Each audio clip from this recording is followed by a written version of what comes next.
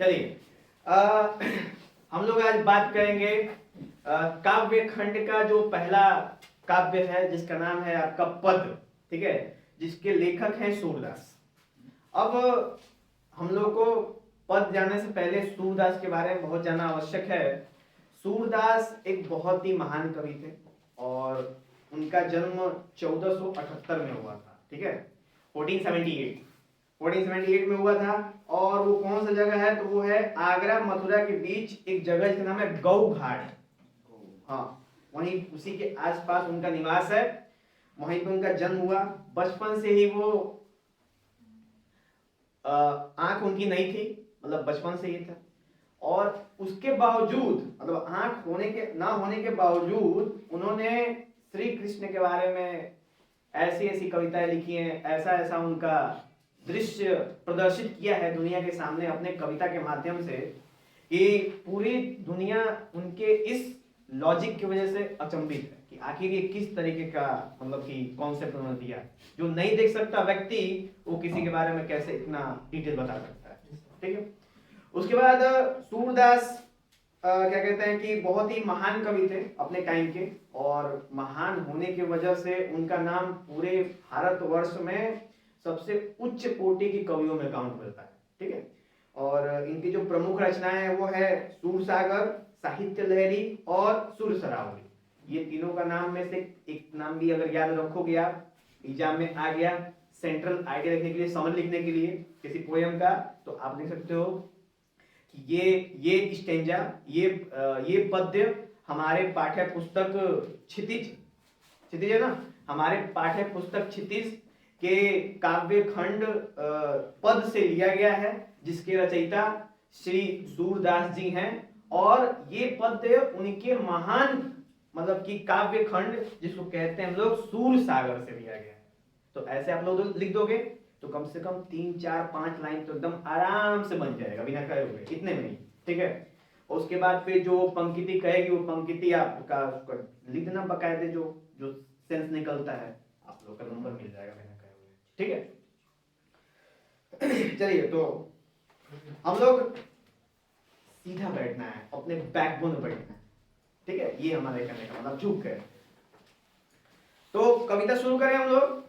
तो सबसे पहली पंक्ति है हमारी, उद्धो तुम्हो अति बड़ भागी, अपरस रहत स्नेह तगाते, नाहिन मन अनुरागी, पुरीन पात्र रहत जल भीतर, तारस देह न दागी, ज्यों जल माह तेल की गागर, बूंद न ताको लागी, प्रीति नदी में पाँव न बोरियो, दूटी दृष्टि न रूप परागी, सूरदास अबला हम भोरी, गुड़ चाटी ज्यों पागी। तो ये है हमारा पहला स्टेंजा, यानी पहला काव्य खंड जो इसमें था हम लोग का पहला जो पद्य है, सॉरी गद्य है।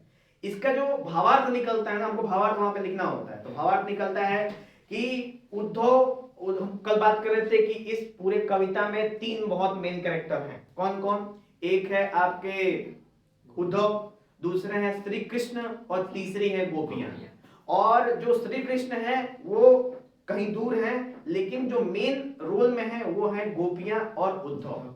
और उद्धव को श्री कृष्ण ने अपने यहां से भेजा है, जहां पे थे, कहां पे थे, तो मथुरा में निवास कर रहे थे।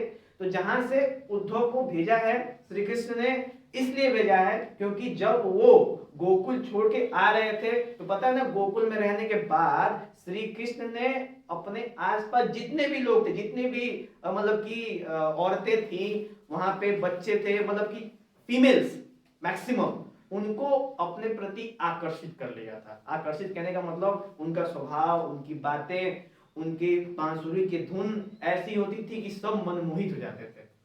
तो ऐसा था ना कि उस छोटे से बाल गोपाल यानी कि श्री कृष्ण से सारी जो भी वहां की गोपियां थी सबको क्या हो गया था, प्रेम हो गया था। वो भी सत्य वाला प्रेम हो गया था, ठीक है, इस समय वाला नहीं। तो इसके वजह से उनके अंदर बहुत सारी दुविधा होती थी कि बताइए, मतलब एक बार श्री कृष्ण चले गए, अब हम उनके दर्शन नहीं कर पाएंगे, अब हम उनको कैसे देखेंगे, कैसे निहारेंगे, कैसे अपने मन को तृप्त करेंगे। इस तरह की बातें उनके मन में क्या होने लगी, उठने लगी। अब जब उनके मन में ऐसा चल रहा था, जैसे श्री कृष्ण जब गोकुल में होते थे तो सब बहुत ही खुशहाल चलते थे, एकदम रौनक होती थी। लेकिन श्री कृष्ण जाने के बाद सारी गोपियां मन मार के सारा काम करती थी अपना, ठीक है, कि चलो आज ये खाना बना देते हैं, चलो आज अपना बर्तन धो देते हैं, चलो आप कपड़ा धो देते हैं। तो इसमें इंटरेस्ट नहीं आता था उनको। लेकिन जब श्री कृष्ण वहां थे ना तो सारे काम होते थे, लेकिन कैसे, बिल्कुल रिदम में, बिल्कुल मनमोहक टाइप के, यानी कि सारे काम करने में बहुत उनको क्या आनंद था, आनंद आता था, ठीक है। अब देखिए उपरोक्त पंक्तियों में गोपियों ने उद्धव को क्या किया है, व्यंग दिया है, ठीक है, व्यंग दिया है। और व्यंग में वो क्या कहती है कि उद्धव तुम बड़े ही भाग्यशाली हो, ठीक है, व्यंगी तो है, तुम बड़े भाग्यशाली हो, यानी कि तुम प्रेम का मतलब नहीं समझ रहे, जबकि प्रेम का मतलब है कृष्ण से प्रेम नहीं किया तुमने, यानी कृष्ण के तुम बगल में हो, तुम कृष्ण के हमेशा साथ रहते हो, फिर भी उनसे तुमने प्रेम का कोई भी पाठ नहीं सीखा। उद्धव कौन व्यक्ति हैं, तो उद्धव ऐसे व्यक्तित्व हैं जो कृष्ण के बड़े पापा के लड़के हैं, ठीक है, जो उद्धव हैं, और उनको ज्ञान मतलब कि शास्त्रों का, वेदों का परम ज्ञान है उनके अंदर, ठीक है, और जिसकी वजह से वो हर एक चीज कहां सोचते हैं, बुद्धि से प्रयोग करके, कहीं पे भी वो अपने मन का उपयोग यानी अपने हृदय का उपयोग नहीं करते हैं। तो गोपियां उन्हें व्यंग इसलिए मार रही हैं क्योंकि उद्धव तुम इतने पढ़े लिखे हो गए हो, लेकिन एक छोटी सी चीज जिसको कहते हैं प्रेम, वो तुम नहीं समझ पाए, और तुम रहते कहां पे हो। तो वही बात हो गई कि हम एकदम शीतल जल के बगल में खड़े हैं और उसको पी नहीं रहे और खोज रहे हैं कि जल कहां है, जल कहां है, जल कहां है। ये तो वही बात हो गई ना। तो यही बात है, उन्होंने व्यंग मारा कि कृष्ण से प्रेम हम कर रहे हैं तो हमें उसका रस मालूम है कि प्रेम रस क्या होता है। तुमने उनके साथ रहने के बावजूद भी कुछ नहीं सीखा, आज तक प्रेम के बारे में कुछ जानते हो, नहीं जानते हो, बेकार हो तुम, तो धरती पे कलंक हो तुम, इस टाइप का मन में सोच रहे थे, ठीक है। नेक्स्ट है नेक्स्ट है कि जैसे उन्होंने उदाहरण कैसे दिया कि जैसे कमल के पत्ते होते हैं, कमल के पत्ते जब मतलब पानी में होते हैं, उसके ऊपर पानी की छींटें पड़ जाती है, फिर भी कमल के पत्तों पे वो पानी चिपकता नहीं है, एक केस। दूसरा कि अगर तुम तेल की, जैसे तेल है, अब तेल को तुम पानी में डाल दोगे तो पानी और तेल आपस में नहीं मिलेगा। या फिर अगर एक कोई ऑब्जेक्ट है, कोई बर्तन है, उसके ऊपर आप तेल लगा दो, पानी में डाल दो तो पानी उस बर्तन के ऊपर नहीं चिपकेगा। यानी तुम्हारी व्यथा, यानी कि उद्धव तुम बिल्कुल इसी के समान हो, यानी कि तुम अथाह सागर में हो लेकिन तुम नहा नहीं रहे, यानी तुम उसका अंदरूनी से इंटरनल उसको एक्सेप्ट नहीं कर। तब बात है कि नहीं है। लेकिन जैसे कहते हैं प्रेम का मतलब क्या है, प्रेम का मतलब है लीन हो जाना, प्रेम का मतलब है समा जाना किसी चीज के अंदर। तो उस समाने के ही पार्ट को क्या बोलते हैं हम लोग, प्रेम बोलते हैं। और इसी प्रेम की व्याख्या कौन कर रही है, गोपियां कर रही हैं, किसके सामने, उद्धव के सामने। आखिर उद्धव को किसने भेजा, कृष्ण ने भेजा। क्यों भेजा, क्योंकि कृष्ण चाहते थे कि उद्धव भी इस सामाजिक परंपरा को क्या कर सकें, समझ सकें कि प्रेम नाम की कुछ ना कुछ ऐसी चीज होती है जिससे मन हमेशा शांत होता है कि नहीं।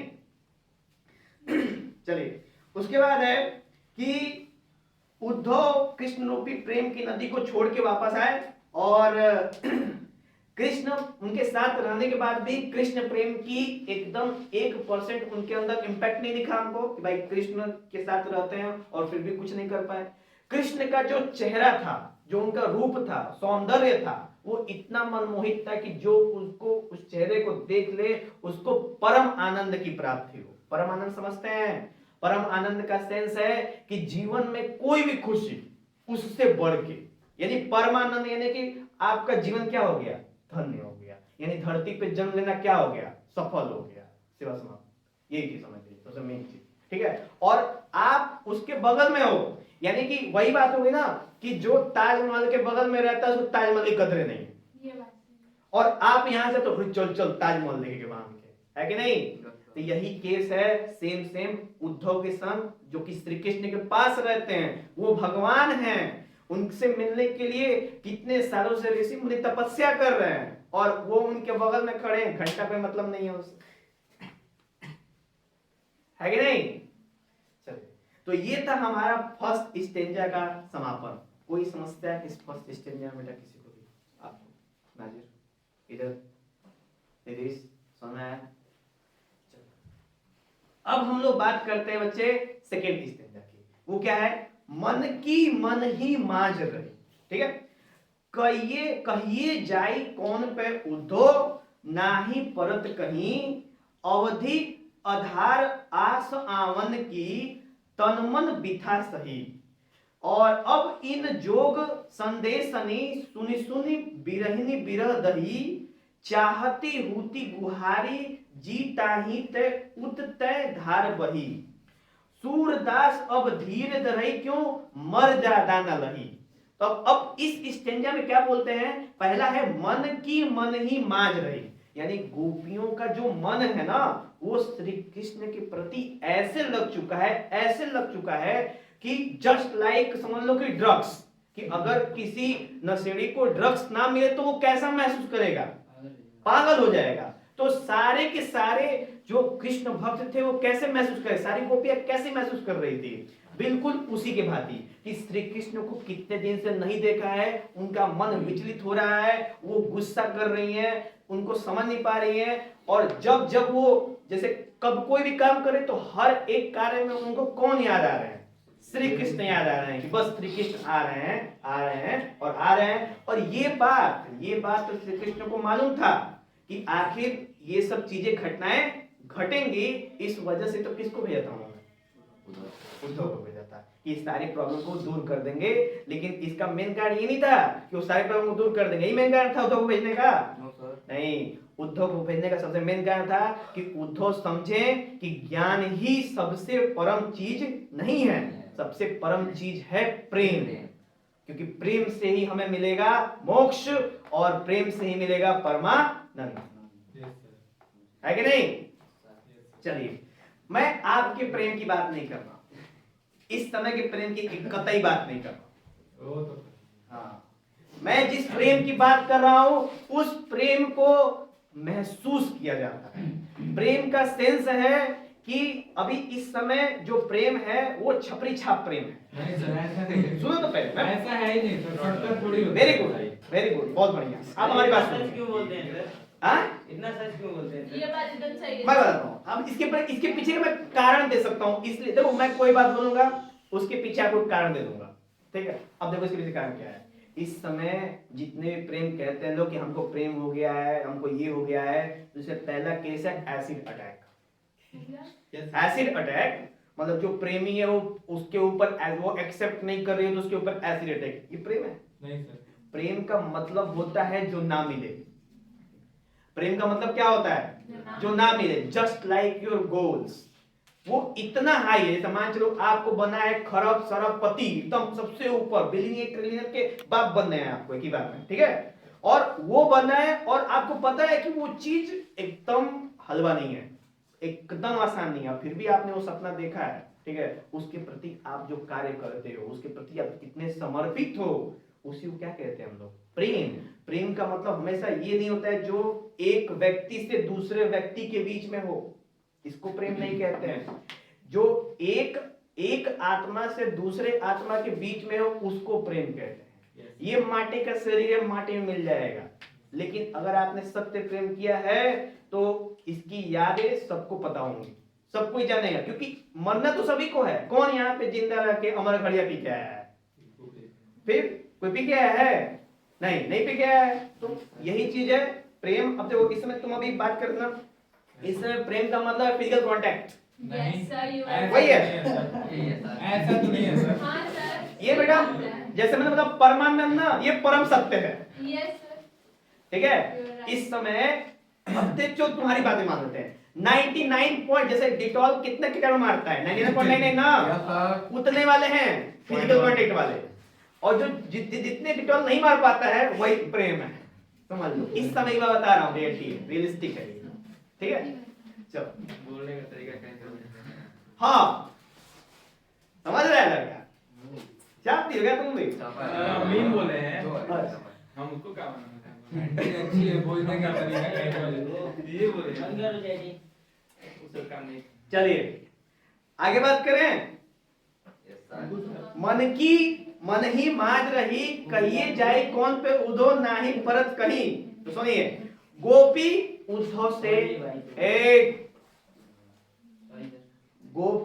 गोपियां जितनी भी हैं वो उद्धव से अपनी पीड़ा बताती हैं, एक्सप्लेन करती हैं अपनी पीड़ा कि बताइए उद्धव कि हम किस लेवल से गुजर रहे हैं, हम किस तरीके से बातों से क्या कर रहे हैं, मूव कर रहे हैं। कि जब श्री कृष्ण गोकुल छोड़ के गए तब उनके मन की बात मन में ही रह गई। जितने भी गोपियां थी ना वो सब प्रेम करती थी किससे, श्री कृष्ण से, और सारे के सारे गोपियां प्रेम जाहिर करना चाहती थी श्री कृष्ण से। तो श्री कृष्ण से प्रेम जाहिर नहीं कर पाई उनके जाते वक्त, क्योंकि जब वो जा रहे थे तो सारे गांव वाले मिलके इकट्ठा उनको विदा कर रहे थे वहां से, ठीक है। तो जब सारे लोग सामने होंगे तो कैसे अपने प्रेम का एक्सप्लेनेशन कोई कर सकता है, वहीं पे घेर के लतियां रहेंगे ना, समझ रहे हो। तो इस तरह की बातें थी वहां पे। तो वो इस आशा में तो बेटा हम लोग अभी बात कर रहे थे किस चीज की, कि गोपियां सारी की सारी क्या कर रही थी, मतलब श्री कृष्ण चले गए, उनके वियोग में आ गई। वियोग का मतलब इंतजार में उनको दुख हुआ बहुत ज्यादा।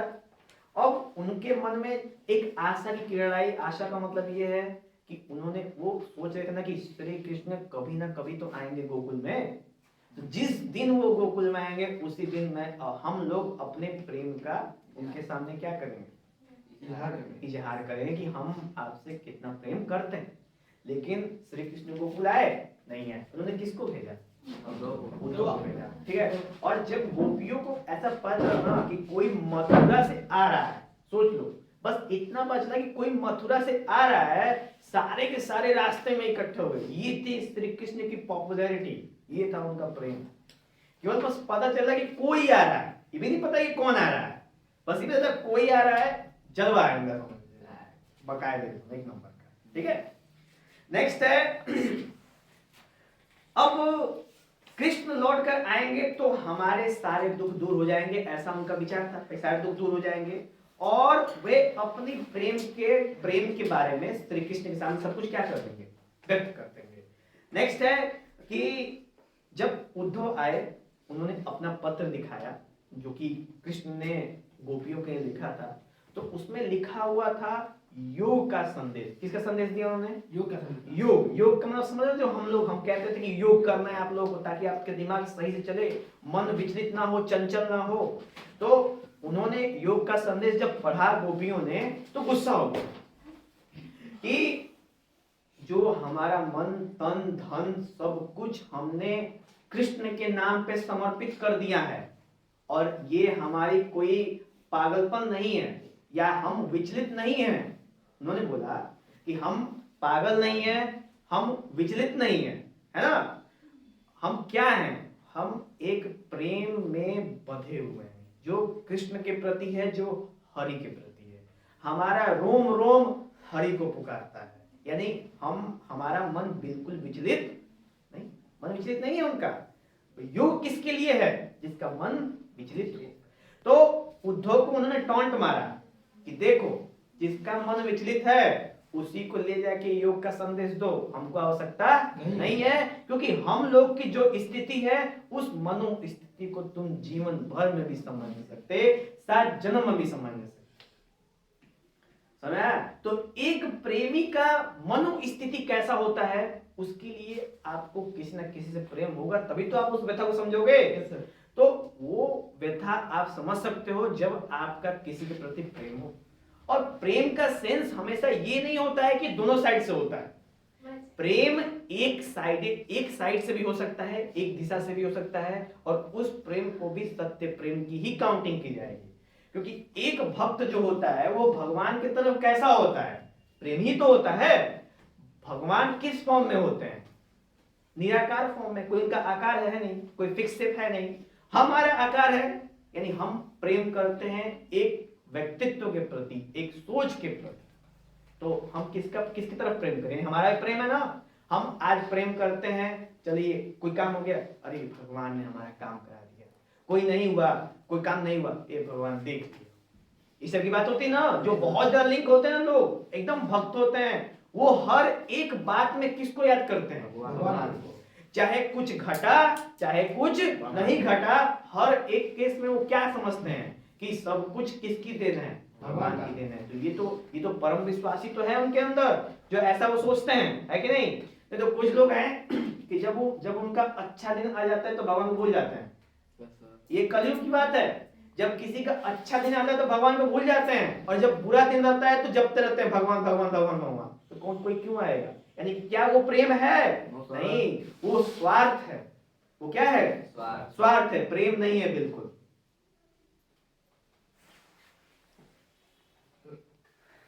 चलिए, तो ये बात गोपियों ने उद्धव को एक्सप्लेन किया। उद्धव का सर जो दिमाग था वो बिल्कुल चिकने घड़े की तरह था, जिसके ऊपर कितनों पानी का छिट्टा मारो रुकने वाला नहीं है। उनके हिसाब से ज्ञान ही सबसे बड़ा है, प्रेम से भी बड़ा क्या है? ज्ञान। ठीक है, जबकि आज नहीं, ऐसी बात नहीं है। तुम्हारा हम मान सकते हैं, तो मतलब बात है, आज भी हम राधे कृष्ण बोलते हैं, कभी रुक्मिणी कृष्ण नहीं बोलते हैं। क्यों बोलते हैं राधे कृष्ण? क्योंकि राधे और कृष्ण के बीच में कभी शादी थोड़ी ना हुई थी। उनका तो प्रेम था, और उनका प्रेम ऐसा था कि पूरा विश्व जानता है राधे कृष्ण को। लेकिन कृष्ण की शादी किससे हुई थी? रुक्मिणी से, जो उनकी पहली पत्नी थी। तो क्या उनके नाम से कोई जानता है? 90% लोग नहीं जानते कि रुक्मिणी कौन है। अभी बहुत सारे लोग तो और पता चला कि रुक्मिणी श्री कृष्ण की बीवी भी है पहली, है कि नहीं? तो श्री कृष्ण की कितनी बीवियां थी? 3।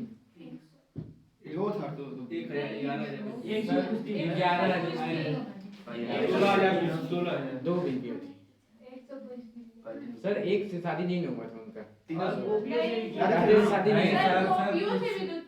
16,108। सबसे पहली बात वो बात है जो कहते हैं कि श्री कृष्ण की 16,108 रानियां थी, बहुत गलत बात है। ये बिल्कुल कदाचित सत्य नहीं है। रानियों का सेंस हमेशा विवाह से नहीं होता है। श्री कृष्ण से उनका प्रेम था, जिन्होंने अपने मन से ही मान लिया था कि सब कुछ ये हमारे हैं। तो अगर आपने मान लिया कि ये सब कुछ आपके हैं, आपने पूरा जीवन उनके ऊपर कुर्बान कर दिया, तो ये बताओ कि कहा जा सकता है ना कि ये उनकी रानी, भले हम नहीं कुछ कर रहे हैं, ये तो कहा जा सकता है ना, ये उनका समर्पण था। किसका? सारे के सारे गोपियों का। क्योंकि जब सारी गोपियां जब अपने मतलब वृंदावन में जब रहती थी ना, या फिर कुछ करती थी इस तरह का कार्य, तो कृष्ण सबके पास हुआ करते थे। How it's possible? Shri Krishna एक बार में कितने लोगों के पास रह सकते हैं? एक ही के पास ना। वो उस टाइम में हर एक गोपियों के पास थे। ये कैसे? तो ये था उनके मन का भ्रम। मन में उन्होंने, सारी गोपियों ने मान लिया था, मन ही मन, कि ये हमारे क्या हैं? स्वामी। जब मान लिया तो मान लिया। उनकी 2 बीवी थी ना, मीरा और रुक्मिणी। मीरा 3 थी, ठीक है। एक थी सत्यभामा, ठीक है, एक थी रुक्मिणी, और एक थी जामवंती। मीरा इज द परम भक्त। मीरा परम भक्त थी, समझा? श्री कृष्ण की। चलिए आगे बढ़े। अब उसके बाद जब उन्होंने आखिरी में जब बात कंप्लीट हुई, नहीं हुआ, तो जब वो आखिरी में जब उनका सब कुछ कंप्लीट हो गया, तो कंप्लीटनेस में क्या था उनका कि उन्होंने बोला ना कि श्री कृष्ण मर्यादा को तोड़ रहे हैं। क्योंकि मर्यादा का मतलब क्या होता है कि हम अगर आपको प्रेम दे रहे हैं तो रिटर्न में भी हमें क्या मिलना चाहिए? प्रेम। तो ये मर्यादा को क्या कर रहे हैं? भंग कर रहे हैं। तो इनके अंदर बिल्कुल भी मर्यादा नहीं है, और वो अच्छे राजा नहीं है।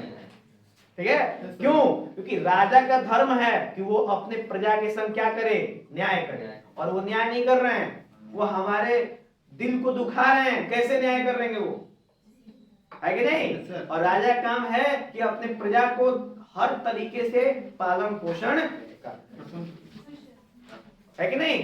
ये था सेकंड स्टेंजा। समझ में आया सबको? किसी को भी डाउट किसी भी तरीके का?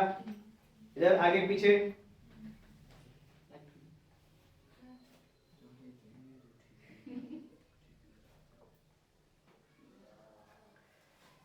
नेक्स्ट है हमारा थर्ड स्टेंजा।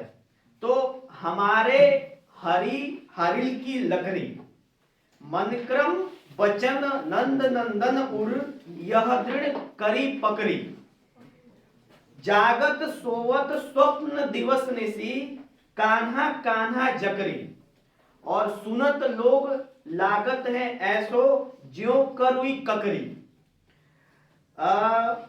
सूत्यो व्याधि हमको ले आए देखी सुई न करी या तो सूर तिनहि लो सौंपे जिनके मन चकरे। तो ये था सूरदास का तीसरा गद्य, मतलब इस पद भाग के अंदर। तो तीसरा गद्य का मतलब है कि जितने भी गोपियां हैं वो अपने हृदय से कृष्ण के प्रति अटूट प्रेम रखती हैं। ठीक है, कृष्ण के प्रति अटूट प्रेम रखती हैं, जिसके वजह से उनको योग का संदेश बिल्कुल भी पसंद नहीं आया, क्योंकि जो किसी से प्रेम करता है वो समझौता नहीं कर सकता। तो गोपियां भी कोई भी समझौता नहीं करना चाहती। उनके हिसाब से कहते हैं कि प्रेम हारिल पक्षी की तरह है। हारिल एक तरह का पक्षी है जो पानी में उतरता है और एक अगर लकड़ी छोटी सी ना उसी के सहारे वो रहता है और उसी के सहारे वो जिंदा भी रह सकता है, कोई दिक्कत नहीं है। उसी के पड़े रह जाए, कोई दिक्कत नहीं है। इसी प्रकार क्या बोलती हैं सब गोपियां? बोलती हैं कि जैसे हारिल पक्षी एक लकड़ी के ऊपर अपने जीवन को यापन कर सकता है, उसी प्रकार हम भी अपने प्रेम रूपी पंजे से श्री कृष्ण के प्रेम को क्या कर रखी हूं? जकड़ के रखी हूं और अपने मरते वक्त तक इसको त्याग नहीं सकते। ओके, मरते वक्त तक इसका त्याग हम नहीं कर सकते। ठीक है, जैसे हरि को भी हमने अपने हृदय के प्रेम रूपी पंजों से क्या कर लिया है? पकड़ लिया है। जैसे हरि को क्या कर लिया? पकड़ लिया है। सोते जागते उठते बैठते हर एक जगह रोम रोम में कौन बसा है? हरि बसा है। हरि मतलब श्री नारायण की बात हो रही है, श्री कृष्ण नहीं बेटा। हरि का मतलब श्री नारायण, और कृष्ण को हरि का अवतार माना गया है कि नहीं? चलिए, तो उन्होंने उनके हिसाब से ये जो संदेश है वो बिल्कुल कड़वी ककड़ी की तरह है। कैसी है? जैसे ककड़ी कड़वी होती है और हम खाते हैं तो मुंह हमारा बन जाता है, उसी हिसाब से बिल्कुल सेम ये योग संदेश हमारे लिए क्या है, और हम इसका असर हमारे ऊपर बिल्कुल भी नहीं होने वाला, 1% नहीं होगा।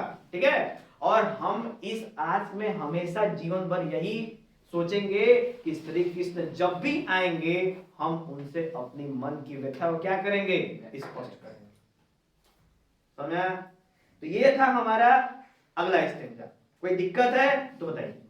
और उन्होंने एक और बात कही थी, मन चंचल वाला। हाँ ठीक है, जैसे अब ये बात हमने पहले बताई आपको कि कहते हैं गोपियां कि देखो उद्धव, हमारा मन चंचल नहीं है, तो हमारे मन को मतलब कि शांत करने की कोई आवश्यकता नहीं है, हमारा मन पहले से ही शांत है। किसको? जिसका मन चंचल है उसको आप योग विद्या दो ताकि उसका मन क्या हो जाए? शांत। ठीक है, चलिए हम लोग बात करेंगे फोर्थ स्टेंजा की। हरि है राजनीति पढ़ी आए, समझी बात कहत मधुकर के, समाचार सब पाए, इक अति चतुर उदय पहले ही अब गुरु ग्रंथ पढ़ाए, बड़ी बुद्धि जानी जो उनकी जोग संदेश पठाए, उद्धव भले लोग आगे के फिर हित डोलत धाए, अब अपने मन फेर पहिए चलत जू हूते चुराए, ते क्यों अनिति करे आपोन जे और अनिति छुड़ाए, राज धर्म तो यह सुर जो प्रजा न जाही सताए। यानी कि अभी मैंने इस तीनों स्टेंजा से पहले जितनी भी चर्चा करी है, अभी इससे पहले मैं फिर रुकूंगा। आप लोग आप लोग को नींद आ रही है, एक बात जान लो, नींद आने में कोई प्रॉब्लम नहीं है। नींद आने के लिए अगर कंडीशन है तो आप लोग बस अपनी आंखें बंद करो, क्योंकि अगर आंखें खुली रहेंगी तो 50 तरह के नाना प्रकार के प्रवृत्तियां दिमाग में आती हैं। एक बार अपने आपने आंखों का पलक बंद कर लिया और केवल श्री कृष्ण के बारे में सोचते रहो और हमारी कविताओं को सुनते रहो, गारंटी बताएंगे कि आपको कोई दिक्कत नहीं। जैसे क्या है, प्रेम मतलब होता है लॉजिक नहीं होता है, प्रेम दिमाग में रखना, ठीक है। और जहां पे लॉजिक होता है वहां पे प्रेम नहीं होता है। तो अभी आप लोग लॉजिक लगा रहे हो, मैंने कहा था फील करो, फील होना चाहिए। गोपियों की जगह पे स्वयं को रखो और श्री कृष्ण जगह पे किसी और को रखो और फिर सोचो, एकदम तगड़ा कॉन्सेप्ट बनेगा, कोई दिक्कत नहीं। समझा? तो नींद आने के कारण क्या है कि आप जानबूझ के अपने ध्यान को इसके ऊपर लाने की कोशिश कर रहे हो, जबरदस्ती नहीं किया जाता है। मन के घोड़े अशांत होते हैं हमेशा से, जब एक दिशा में भाग रहे हैं, कब तक? जब तक आंख खुली होती है। एक बार आंख तुम बंद करो और फिर इन चीजों को सुनो, तुम्हारा ध्यान अब 10 जगह से 1 2 3 जगह हो जाएगा। फिर थोड़ा सा आप मेहनत करो, है कि नहीं? ठीक है, चलिए।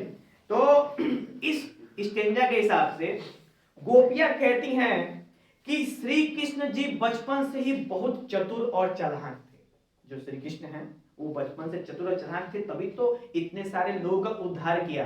कितने दानव थे, कितने दैत्य आए बचपन से लेके जवानी तक उनके, और उन्होंने सबको क्या कर दिया? हरा के, और उनका क्या कर दिया? उद्धार कर दिया। क्योंकि पहले के जमाने में ना जो ऋषि मुनि हुआ करते थे वो किसी को भी श्राप दे देते थे, जाओ तुम मेढक बन जाओ, जाओ तुम मगरमच्छ बन जाओ, जाओ तुम कुछ बन जाओ, जो तुम्हारा मन करे, ठीक है। तो इस टाइप श्राप दे देते थे। अब जब वो श्राप मिल जाता था ना, तो जो लोग होते थे उनको एहसास होता था कि यार ये तो हमसे बहुत बड़ा ब्लंडर हो गया, मतलब मिस्टेक हो गया, ठीक है। अब वो उस ऋषि मुनि के सामने झुक के उनसे माफी मांगते थे और कहते थे कि इस श्राप से मुक्त होने का कोई उपाय बताइए हमको ऋषि मुनि। तो उस समय ऋषि मुनि कहते थे कि द्वापर युग में श्री कृष्ण आएंगे तभी तुम्हारा उद्धार होगा, इस टाइप का। जैसे राम जी अहिल्या को अपने पांव से उनको वापस से कन्या बना दिए थे। अहिल्या बाई का मतलब कि कॉन्सेप्ट पता है ना? अहिल्या कौन थी? नहीं पता? तो अहिल्या ऋषि, एक ऋषि थी, नाम पता है उनका?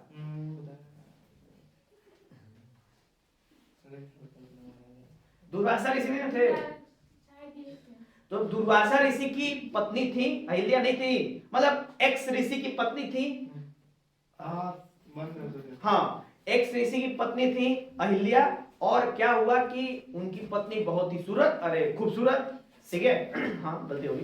तो जाते हो चंद्रमा की नियत में खोट आ गया और उन्होंने अहिल्या के संग दुर्व्यवहार, दुष्कर्म किए, वो भी ऋषि मुनि का वेश बना के, ठीक, उन्हीं ऋषि का वेश बना के।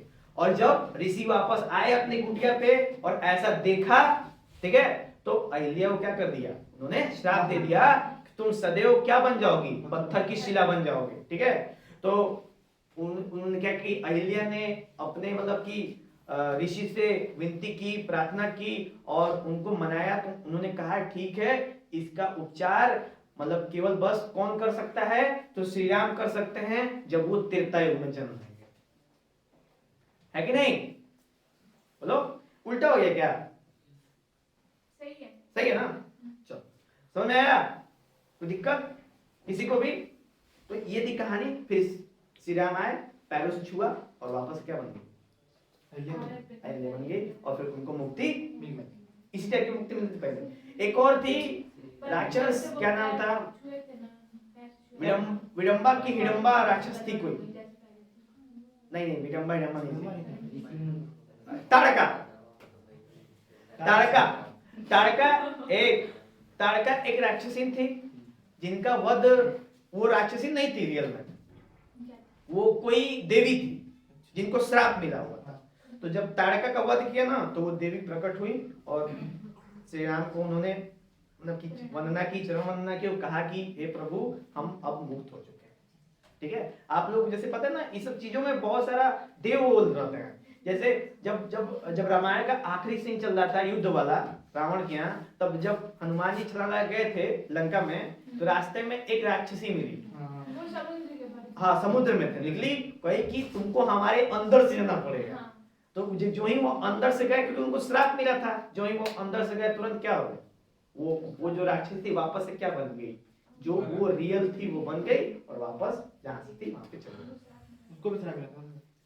श्रापों को ऐसे ही दूर किया गया है और हमेशा इसका जो जो मतलब की क्लियरिटी दी गई है वो हमेशा भगवान से दिया गया है कि जब भगवान अपना अवतार लेके आएंगे, जैसे सात आठ जो चिरंजीवी जो समझते हैं ना जो कभी मरे नहीं आज तक और सतयुग से जिंदा हैं, तो वो जब जब क्या कहते हैं विष्णु जी का अवतार होगा कल की अवतार, तो वो पूरा जब पूरे सृष्टि का क्या करेंगे खात्मा हो जाएगा पूरा, तब जाके वो जितने भी चिरंजीवी हैं वो श्री कृष्ण के संग हरि के संग क्या हो जाएंगे, लीन हो जाएंगे। ठीक है, चलिए नेक्स्ट है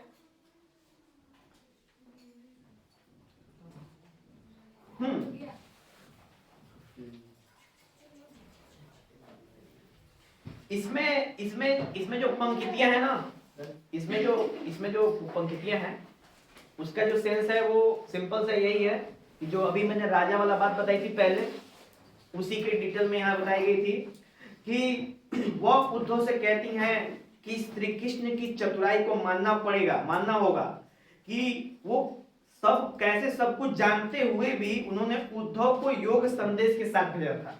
ये सब कुछ मानता है श्री कृष्ण को, फिर भी उद्धव को भेजा और इसमें उद्धव का कोई दोष नहीं है।